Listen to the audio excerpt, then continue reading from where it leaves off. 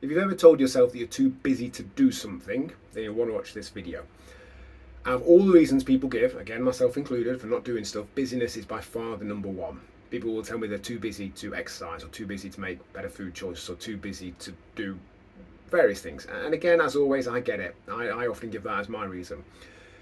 But perhaps the most beneficial question we can ask there is, what are we too busy to do? And often when we ask that, the reply from someone will be, this, exercise, lose weight. It'll be a really vague answer. What we're saying we're too busy to do isn't particularly specific. And when it's not particularly specific, we don't then look at kind of how we can change that, what we can do. So if you're thinking you're too busy to do something, come up with a definition of what it is you're too busy to do, and then look at something that's somewhere between zero and that you're not too busy to do. Because whilst we might be too busy to exercise for 2 hours 5 times a week in a venue we have to drive to, that doesn't mean we're not too busy to exercise for 5 minutes a day. Maybe the conversation I had tells us that's not worth it. That's a different conversation that I would question, but we're not too busy to do that.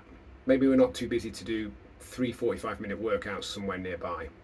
We might think we're too busy to eat like a nutritionist or an Olympic athlete, but that doesn't mean we're not too busy to reduce portion sizes, because that takes no time whatsoever. There is no version of reality where eating the same food but a slightly smaller portion takes any more time. Maybe we're too busy to make wholesale changes to everything we eat, but are we too busy to make a few tactical swaps for other meals and choices that we like just as much, that contribute less calories overall? So ultimately, if we're saying we're too busy, the question to ask is, what are we too busy for? If the answer to that is vague, make it specific. If we genuinely are busy to do that thing, what is there somewhere between that thing and absolutely nothing that we're not too busy to do?